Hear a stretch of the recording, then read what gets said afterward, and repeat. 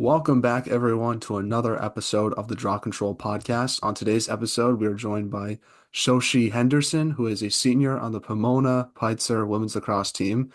In her lacrosse career so far, Shoshi has played in 61 games and has amassed 92 goals, 218 assists, 107 ground balls, 58 caused turnovers, and 4 draw controls. This allows Shoshi to be on the first team All West region, named SCIAC Athlete of the Year, and be on the first team All SCIAC as well. Welcome to the podcast, and how is everything going? Thank you so much for coming on today. Yeah, thanks for having me. I'm doing well. Excited to be here. Well, we're excited to have you on as well, and obviously, I assume you're wrapping up fall ball at the time of this recording. So, how was fall ball, and how is this semester going for yourself so far? Yeah, I think we have like two more practices left of our allotted, however many we get, from the NCAA as a D3 team. It's been really good. So we actually have all of our juniors are abroad. So I think they're a class of about 10. So it's a much smaller group that are playing right now, but it's been really fun to get to know the freshmen and just we've been working on a lot of just like little skills, stick skills, dodges, shooting, so that in the spring we come back and as skilled as ever. And it's been good. Senior semester has been good. The fall is a lot. It's very nice being a senior, not as many responsibilities. So it's been good. Have you studied abroad or considered it? I didn't study abroad. I was considering it my junior year and I kind of decided, so I'm from New Jersey, which I think we're getting to, but I'm already pretty far away from home and I really like it here in Southern California. So I wanted to get my full 4 years here and then hopefully we'll get to travel later on. Yeah, That and makes sense. definitely don't have like the responsibilities of like college. You can just sort of focus on having fun out there if you decide to do that. Yeah, for Mhm. sure. So what are some things that you've been working on either in fall ball or over the past summer to kind of help you and your team get ready for the season? Yeah, I think over the summer, I always need a decent amount of time to kind of decompress after NCAAs, and it's just a long season in general in the spring. So the summer, I take some time off, and then in the fall, I really just focus on kind of building chemistry with some of the new players, just, having fun. It's my last year, and so I've really focused on just taking it all in. I'm super grateful of this team, and it's kind of scary to think that I'm graduating and not going to get to be on, an official lacrosse team anymore.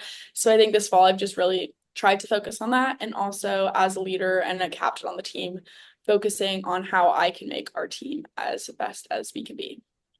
Yeah, for sure. So speaking of summer, did you do anything fun or exciting this summer, like lacrosse related or not? I actually went to a handful of lacrosse games. It was really fun. So me and my dad, we both love lacrosse. He learned the sport with me when I was growing up. And so we went to a PLL game that was in Philadelphia, and that was really fun. I like watch all their games. And then I also went to the men's NCAA national championships against or the semifinals maybe. So we got to see two different games.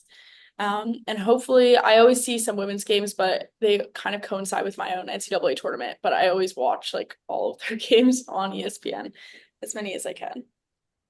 Well, with the new league coming out, hopefully they come to your area so you can see some of Yeah, those it's super games in the exciting. summer. And very cool. I'm really happy that there's going to be an official league. There's been the WPLL and then there was the AU sports, but it's exciting that they have like a PLL adjacent one because I really think the PLL is doing great things and it's set up to like grow very well in the future for the sport of lacrosse. No, I totally agree with you on that. And getting back to like your career, obviously you mentioned that you're a senior this year and you're trying to take it all in and not take stuff for granted. So what has it been like being a senior and just what type of leadership do you want to bring towards the team? Would you consider yourself more of a vocal leader or lead by example type of player? Yeah, I think it's a mix of both. I think that I don't really think that you have to be a senior to lead. And I think that as someone who's played the past 4 years, I think I've been a leader on the field.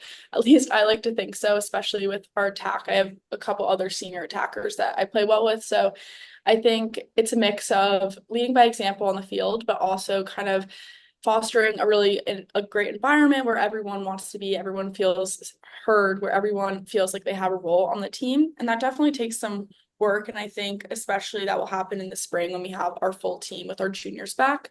But that's just been what we've been focusing on, just having a really positive environment. The fall is really dedicated to fun. So really not making it stressful in any way, just getting the freshmen oriented, like their first semester on campus.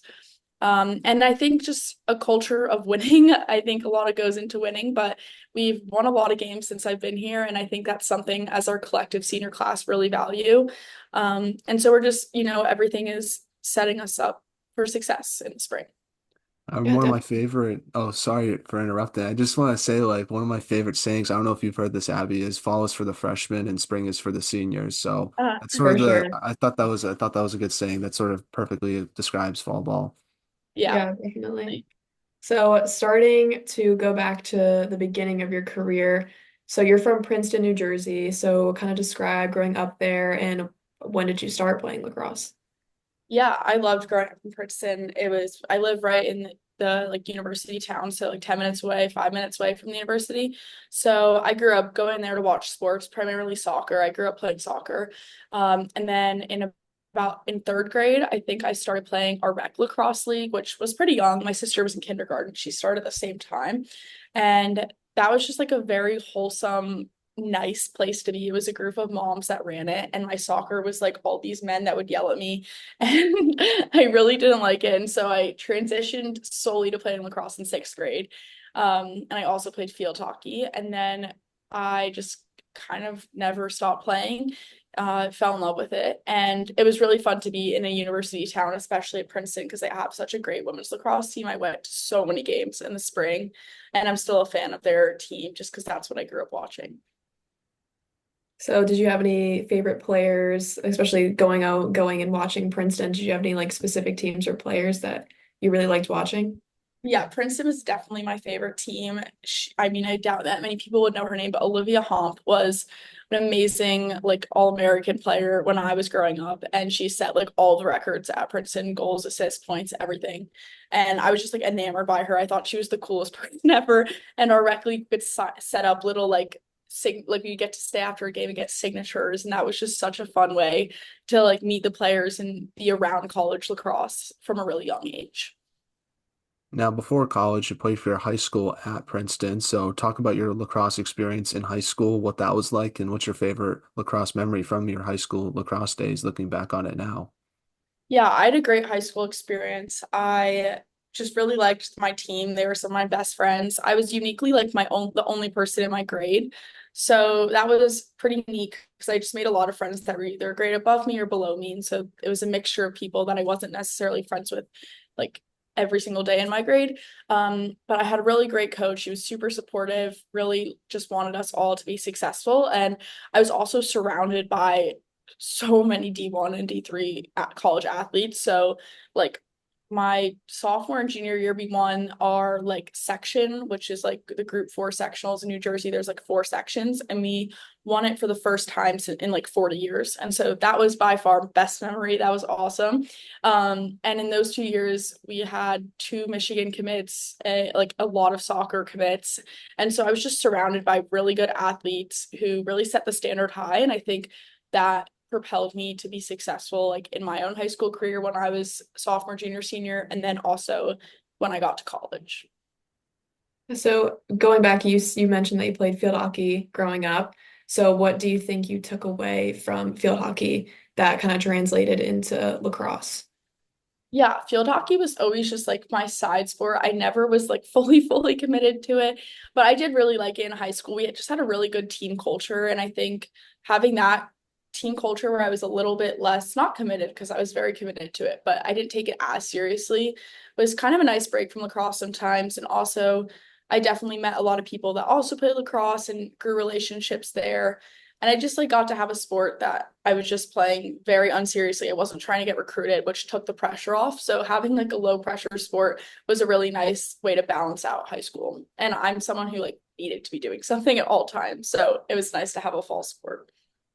I totally agree with you on that. I feel like I can't be bored. It's like just too much for me. I gotta be doing something at all Yeah. times. So I understand that feeling 100%. But I want to ask you now, talk about your recruiting process to Pomona. Sorry, my Northeast accent's getting in the It's way for that okay. one. But what was that recruiting process like for you? What made you want to go there, especially being from the East Coast? What made you want to like go to California, go that far away from home? And I guess what was like, how did they sort of pitch to get you to join their team versus other schools that might have looked at you as well? Yeah, so I like knew I wanted to play in college really young. Like when I was a freshman, I was definitely kind of had my eyes set on that. And I really didn't know where I wanted to go. I didn't know if I wanted to play D1 or D3. I was looking kind of all over the place. I went to far too many clinics. Like you do not need to go to that many. And I just kind of was all over the map. Both my parents went to University of Pennsylvania, and so I kind of had it in the back of my head that like, oh, if lacrosse doesn't work out, I might just want to go there and just be there because I loved it. I grew up walking around campus and everything. And so right before COVID, actually, I had reached out maybe my sophomore year to Coach Queener, who's my coach here, who's maybe the nicest person I've ever met. And I just said I was really interested. My dad comes out here for work a lot and had heard about the 5Cs. It's the consortium that have Pomona and Pitzer in them, and that I was just interested in learning more about the program. And she was like, "Oh my God, I love your name. It's so cool." And just right off the bat was so friendly, so nice and welcoming. And so I kind of kept in contact with her. And then right before COVID hit, I got to come on a visit my junior year, and I fell in love with it. Like I met all the players, and I got to sleep over, and that was so much fun. And the weather here is just incredible. It was like February and it was 70 degrees. So that was a nice mix up from New Jersey and the snow and the cold. So the Southern California weather definitely sold me. I was not looking at any other California school, but as soon as I got here, I just kind of knew I loved it. And so then COVID hit, which definitely put a damper in a lot of recruiting. And then my senior year, I kind of knew from like since I visited, I wanted to go to Pomona, and I got to commit like of July going into my senior year, and that was awesome. But had I not done Pomona, I was like pretty set on I was just going to apply to Penn or and other schools. Like I really liked Richmond. I really liked just a lot of other schools that I had toured in the process. But I got really lucky and it worked out, and I've loved it here and I do not regret it.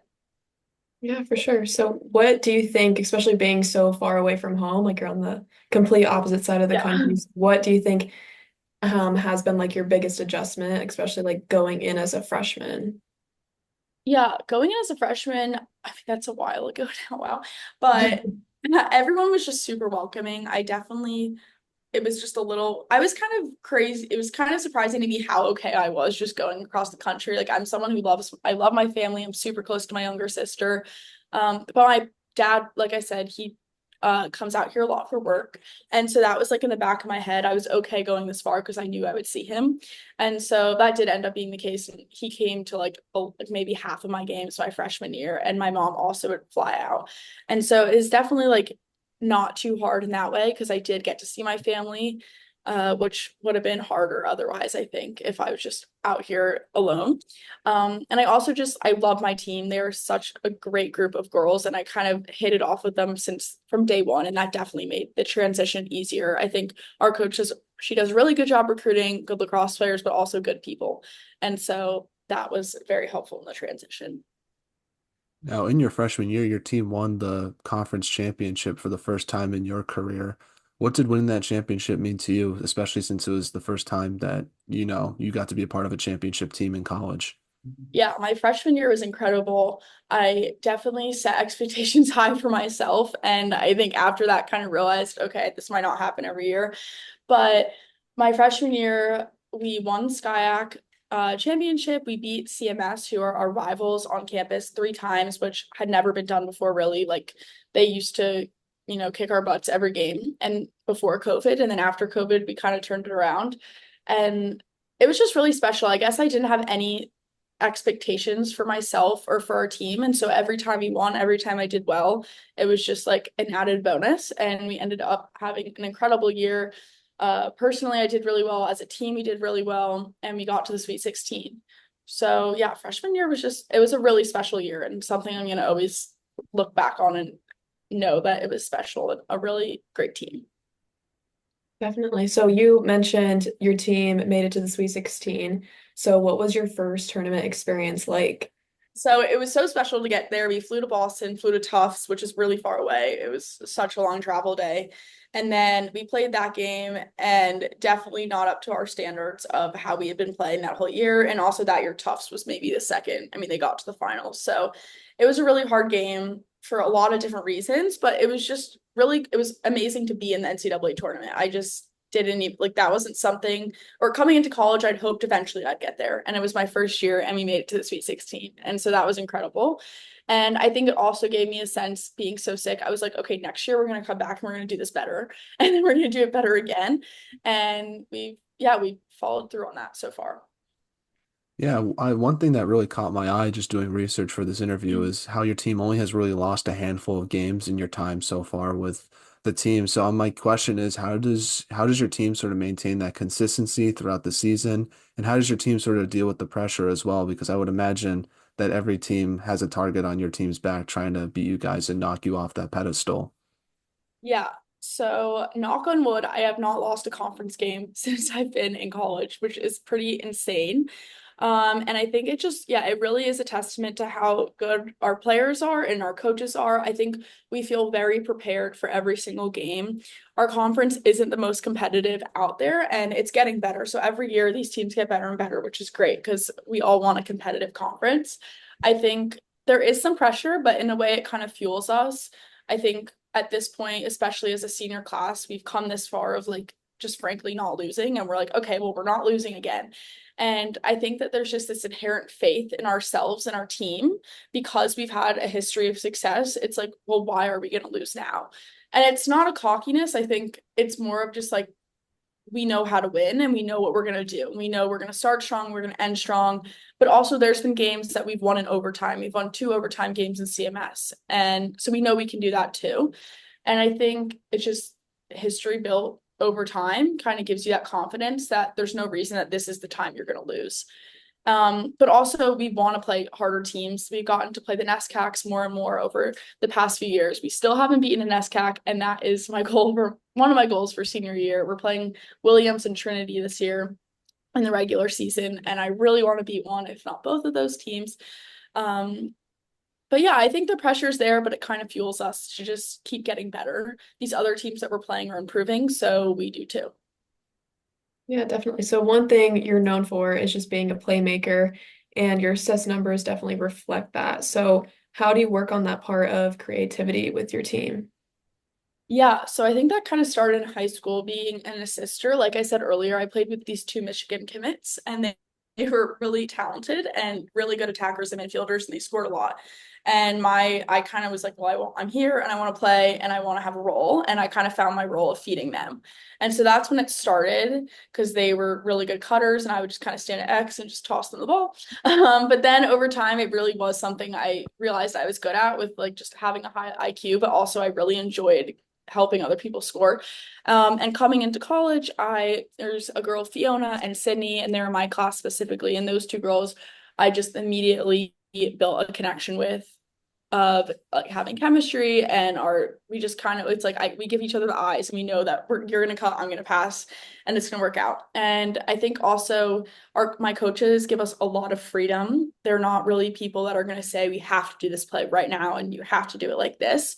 And so that really fosters the creativity of getting to just try out new fun things and trying different cuts, different passes, different angles, different plays. And so it's just not rigid. And I'm also not afraid to mess up. I know that they're not going to pull me out or, yell at me if I mess up. And so that confidence they have in me gives me the confidence to try out new fun things. Now, I want to ask you about the conference that you played in. I know you sort of talked about it a little bit, but it's sort of an unknown conference, at least to me, and I assume a lot of the audience that's listening to this podcast. So I just wanted to give you the platform to talk about the conference that you're in, the competition that you face each game, and what that's like. Yeah, so I didn't really know about our conference either. It says SCIAC. I'm actually wearing one of our like tournament Nice. shirts. So Southern California Intercollegiate Athletic Conference. And it is made up of a handful of teams. Not all of them have women's lacrosse. So we play CMC, which is Claremont McKenna, Scripps and Mud, one team, Occidental, Chapman, Redlands, Whittier, and Calu. And those are the teams in our conference. They're more known on the West Coast, I've found since being here, because I hadn't heard of these schools. But there are other liberal arts schools in our area, and they have women's lacrosse, and it's at each school, it's kind of, I think, grown at a different pace. And so for us in CMS, we've been around the longest and have had teams. And then Chapman every year gets better and better. And so they all have the allure of Southern California weather. I would say that to everybody. All of these schools have beautiful weather, beautiful views. We pretty much all have mountains like by our field, which is really, really pretty. And they're all pretty good academic schools. And so, yeah, the SCIAC is a wonderful conference, and just going to get more and more competitive, I think, in the next couple of years, women's lacrosse wise. So speaking of conference, so last season your team won a conference championship and advanced all the way to the Elite Eight before losing to Middlebury. So what did you take away from your team's performance last season? Yeah, we had a really special team last year. Um, we had a really good group of seniors, and we had a handful of super seniors who had taken fifth years because of COVID. So we had definitely a lot of leadership that like had been around on this team for a while, had really knew the culture. I think the freshmen last year were so amazing. Like they came in really good. They were ready to play and also just really bought in right away of our goals. And it's not all about winning, but when you do everything else that you're trying to do and have that success, it does normally end up in good results. And so we got lucky there and worked hard.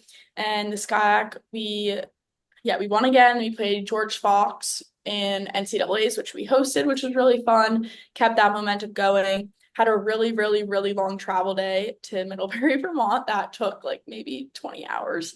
And then we got to play Ithaca, which we really prepared hard for. They have a really good draw specialist. I'm not sure if she's graduated or not, but she was really talented and pretty much did not lose that many draws the entire season.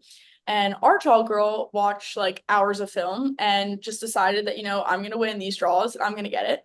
And she did. And it was insane. She was like the first person all season to just like crack this girl on the draw. And so after the first quarter of kind of figuring it out, we had probably our best team game all season.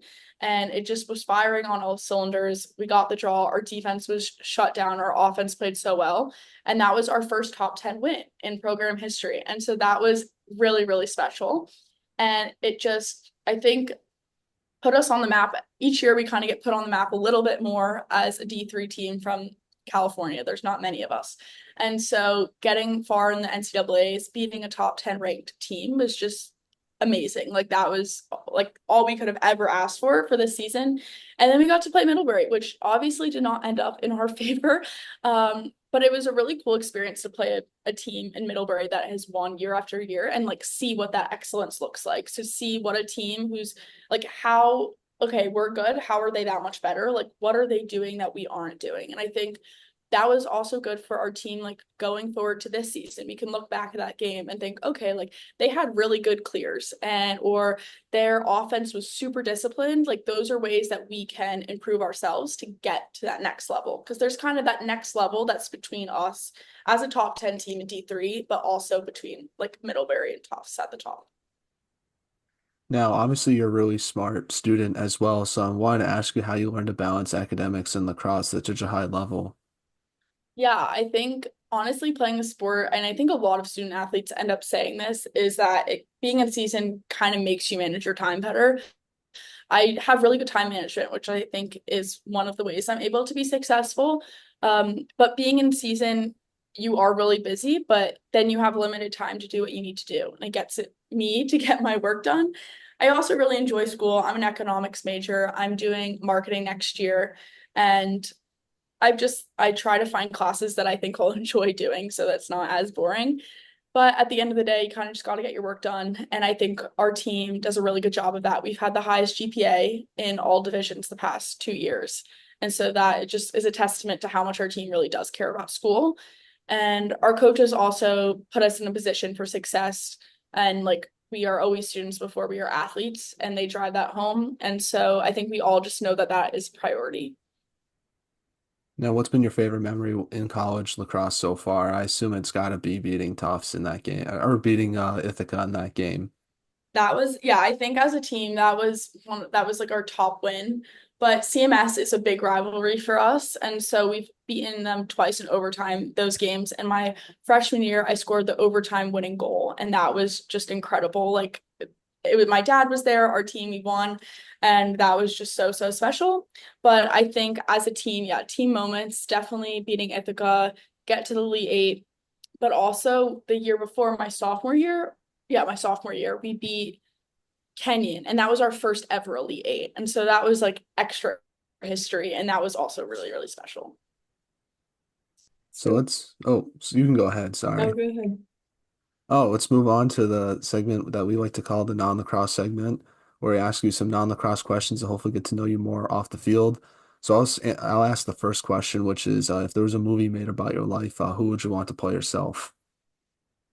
Oh, that was hard. I saw that in your email and I did not know what I was going to say, so I might have to skip it and come back to it. I'm not a big movie person. What would be your favorite movie? I really like rom-coms, and this is not my favorite movie, but I can't think of one off the top of my head. So I just rewatched The Parent Trap, and that was just such a That's a good classic from one. my childhood. And I hadn't seen it in so long, and it was really good. So, what is the most interesting thing that you've read or seen this week?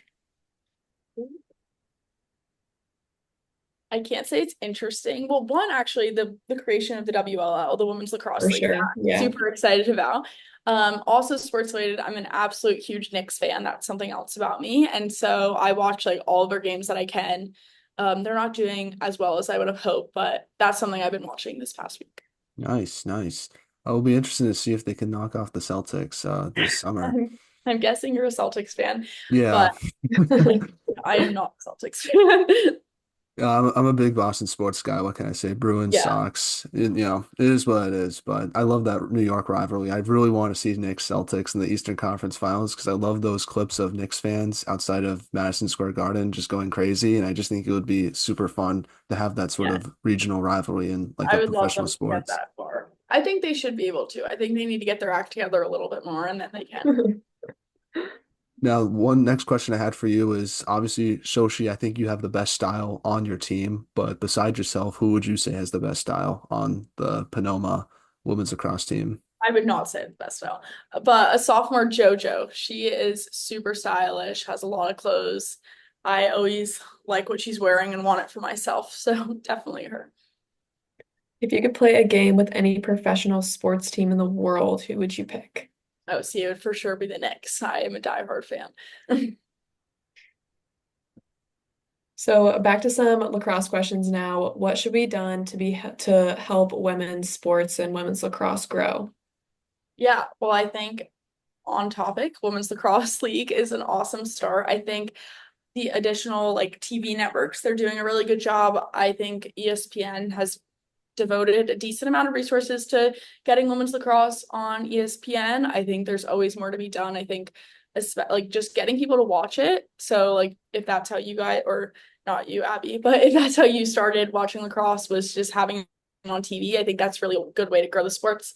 And then it really all just getting girls to play lacrosse, it really all starts at the youth level. So having those rec leagues, California really does not have that many, and that's like something I'm disappointed to see here. And so just getting these youth leagues started so girls can play. I coach at a local elementary school. We just have like an afternoon little like pickup lacrosse basically, and they all love it. And it's like sad to me that they don't have like an official league. So that's something that can definitely be done going forward, is just starting more youth leagues at young levels. So kind of speaking about youth, like what advice do you have for the youth that are, especially in an area like California where there's not a whole lot of lacrosse? What advice do you have for them? Yeah, I mean, just keep playing and get it. Like the hardest thing I've seen with like the really little kids is that it's so hard to catch.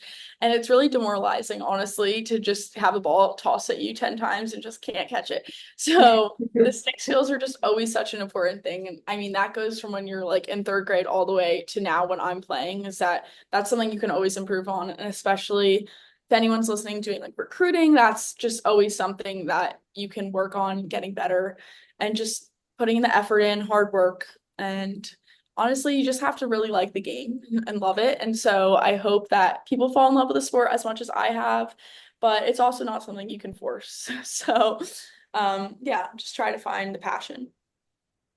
Now, last question we have for you is do you have any shout outs you want to give to any of your teammates, family members, and friends, and who should we have on the podcast next? Yes. Okay. Well, for sure, shout out my parents. They're my biggest fans. I love them. They come to a lot of games, which is not easy because I'm in California. And my sister as well. And then on my team, I'll give a shout out to Sydney because she was very excited that I was going to be on podcast. Awesome, awesome. Well, thank you so much for coming on the podcast. I really appreciate it. I know the rest of the podcast also appreciates it as well. And you're a great player, but an even better person as well. And Thank you. just want to let you know that. But thank you so much for your time. It means a lot. And obviously, wishing you all the best for the upcoming season. And hopefully, you can Thank beat you. one of those teams that you were talking about in the Yes. NESCAC. Yes. Thank you so much for having Yeah, me. thank you. Nice to be here.